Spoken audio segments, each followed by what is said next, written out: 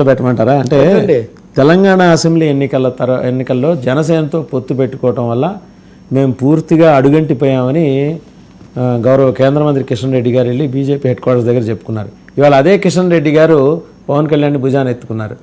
So ఇటువంటి నాయకుల మధ్య పవన్కి అంటే పొలిటికల్గా థ్రెట్స్, నేను అనేది ఫిజికల్ కాదు, పొలిటికల్గా ఎందుకు మనం చేసుకుందాం, మధ్యలో పవన్ కళ్యాణ్ తీసుకురావాల్సిన అవసరం ఉంది అనే అది ఉండబట్టే కదా. ఇప్పుడు అసెంబ్లీ ఎన్నికల్లో పొత్తు పెట్టుకున్న వాళ్ళు పార్లమెంట్ ఎన్నికల్లో పెట్టుకోలేదు వాళ్ళు. జిహెచ్ఎంసీ ఎన్నికల్లో అసలు వద్దు అని ఆయన దగ్గరికి వెళ్ళి కిషన్ రెడ్డి, లక్ష్మణ్ ఇవాళ మహారాష్ట్రలో ఆయన రిజల్ట్ చూపించిన తర్వాత మాట్లాడుతున్నారు. That is okay. ఇప్పుడు మహారాష్ట్ర రిజల్ట్ షిండే వల్ల వచ్చిందా, ఫడ్నవీస్ వల్ల వచ్చిందా, లేకపోతే పవన్ కళ్యాణ్ వల్ల వచ్చిందా, లేకపోతే అమిత్ షా రాజనీతి వల్ల వచ్చిందా, అది ఇది కాకుండా కాంగ్రెస్ వైఫల్యం వల్ల వచ్చిందా? ఇట్స్ ఈ ఎన్ని కారణాలు, నా చేతన్, నీ చేతన్, వరం అడిగిన కుంతి చేత, వాసుకి చేతన్, అరయంగా కర్ణుడిల్గా ఆరుగురి చేతన్ అని ఇవన్నీ ఉన్నాయి అక్కడ. బట్ వీటన్నిటి మధ్యలో ఒక వాస్తవం ఏమంటే, మళ్ళీ పవన్ కళ్యాణ్ ఇప్పటికే మనకే చాలటం లేదు. ఇప్పటికే బండి సంజయ్, కిషన్ రెడ్డి, రఘునందన్ రావు, ఈటెల రాజేందర్, కనీసం ఇంతమంది ఉంటే మళ్ళీ ఇంకో కొత్త విగ్రహాన్ని ఎక్కడ భరిస్తామని లోపల ఉన్న వాళ్ళకు ఉంటుంది. అది సహజంగా. ఆయన జనసేనగానే ఉంటారు కదా, ఆయన జనసేనగానే ఉంటారు. ఇంకా ఇప్పుడు అదే కదా, అది బీజేపీకి అదో పెద్ద ప్రశ్న. దేవేగౌడ జేడీఎస్ నుంచి ప్రధానమంత్రి కాలేదా సార్? అది మిశ్రమ ప్రభుత్వము. అందులో ఎవరికి ఒకరికి వాళ్ళకు అది పెద్ద పార్టీ లేదు, పెద్ద పార్టీ కాదు అప్పుడు. ఇప్పుడు వాళ్ళు నడుస్తున్న 3 సార్లు వాళ్ళు సింగిల్ మెజార్టీతో ఉన్నటువంటి వాళ్ళు. ఇంకో మాట ఏంటంటే పవన్ కళ్యాణ్ రీచ్ ఎంత ఉంటుందనేది ఇంకా చూడాలి. ఫస్ట్ లెగ్ ఆఫ్, అందుకని వాళ్ళు 10 ఏళ్ళ టైం ఫ్రేమ్ పెట్టుకున్నారు కదా. 10 ఏళ్ల తర్వాత రాజు ఎవరు, రంగప్ప ఎవరు అని 10 ఏళ్ల తర్వాత దాని గురించి మనం మాట్లాడడం అనేది, అది నందోరాజా భవిష్యత్, అది నందుడు రాజు అయితే భవిష్యత్తు ఎలా ఉంటుందో చూద్దాం అన్నాడట.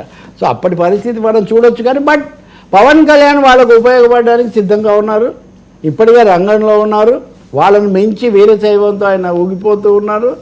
వాళ్ళు కూడా ఆయన ఉపయోగించుకోవడానికి దక్షిణాది రాష్ట్రాల్లో పూర్తి, దక్షిణాది ఎందుకు, మహారాష్ట్ర ఈజ్ నాట్ ప్యూర్లీ దక్షిణాది కాదు, మరాఠవాడ అనే దీని కిందకి వస్తాం. మరాఠవాడ కనెక్షన్ ఒకటి ఉంది మనకు, కర్ణాటకకు, ఆంధ్రప్రదేశ్కు, తెలంగాణకు. కాబట్టి ఉండొచ్చు, ఇది సంభవమే. ఆయన star attraction of NDA, mascot or face of ఎన్డీఏగా మటుకు పవన్ కళ్యాణ్ ఉండబోతున్నారు. ఈ మాట నేను ఇక్కడ డిబేట్లో ఒక నెల కిందనే చెప్పాను, అది తిరుపతి అయినప్పుడే. కాబట్టి డెఫినెట్గా will be face of the NDA cum BJP in south. జనసేనని దాదాపు శివసేనగా మార్చాడు. జనసేనని ఇంకో ఇటు తిప్పితే శివసేన లాంటిదే. అందుకే ఆయన మహారాష్ట్రకి వెళ్ళినప్పుడు ఇది ఎవరు, ఆయన అంబేద్కర్ నేల, ఈ నేల అంటూనే బాల్ ఠాక్రే నేల అని కూడా చెప్పేశాడు. ఛత్రపతి శివాజీ, అంబేద్కర్ అంటూ బాల్ ఠాక్రే అని కూడా కలిపేశాడు. కాబట్టి సేన అని పెట్టినప్పుడే మీరు కుంభీ సేన, రామసేన, హనుమత్ సేన, రకరకాల సేనలు లాంటి పేరే ఆయన కూడా ఎంచుకోవడం మీరు గమనిస్తారు. ఇదే యాదృచ్ఛికం కాదు. యద్భావం తద్భవతి అని మనకు ఆలోచనలు ఎలా ఉంటాయో దాని నుంచే ఒక లాంగ్ టర్మ్ గోల్ తోటి అయితే ఆయన డెఫినెట్గా పవన్ కళ్యాణ్ నాకు వ్యక్తిగతంగా కూడా కొంత అవగాహన, పరిచయం కూడా ఉంది. ఆయనకు దీర్ఘకాల ప్రణాళిక ఉంది. ఆయన ఒక తెలుగుదేశం ఆలోచనల పరిధిలోనో ఒక బీజేపీ ఆశలకే ఆగడ, ఆయనకు వ్యక్తిగతమైన ఆలోచనలు, ఆయన మొగ్గు బీజేపీ వైపు ఉంటుంది. Does it anyway affect the prospects of TDP in the days to come అండి? అంటే దిస్ గవర్నమెంట్, ఈ గవర్నమెంట్ అనే కాదు, రాబోయే రోజు ఇప్పుడు వాళ్ళకి అసలు ఈవెన్ టీడీపీ కూడా పవన్ కళ్యాణే నాయకుడిగా ఉండి ఆయనే మోస్తూ ఉండాలని వాళ్ళు ఏమి అనుకోరు. దే గాట్ దేర్ ఓన్ ఏది ఇన్హెరిటెడ్ ఏదో అంటారు మనకు, వాళ్ళకి అంతర్గతంగా they got hair apparent in Lokesh ఉన్నారు. అండ్ కనపడని అసంతృప్తి ఉంది. ఏంటి పవన్ కళ్యాణ్ పత్రం అనే మాట అక్కడ వినిపిస్తుంది అమరావతిలో. ఇంకా మిశ్రమ ప్రభుత్వాల్లో ఇప్పుడు మోడీలాగా ఒక మహారాక్షసుడిలాగా ఒక పెద్ద వ్యక్తి, పెద్ద శక్తి ఆవిర్భవిస్తే తప్ప, లేకపోతే మిగిలిన వాళ్ళు, ఇప్పుడు వాజ్పేయి ఉన్నప్పుడు కూడా ఆయన పర్సనాలిటీ చాలా పెద్దది అవ్వడం వల్ల మిగతా వాళ్ళు కొంత అయినా కానీ వాజ్పేయికి, అద్వానికి అని ఆయన మధ్యలో కలిసి 4 రోజులు అట్లాంటివి ఉండేవి కదా.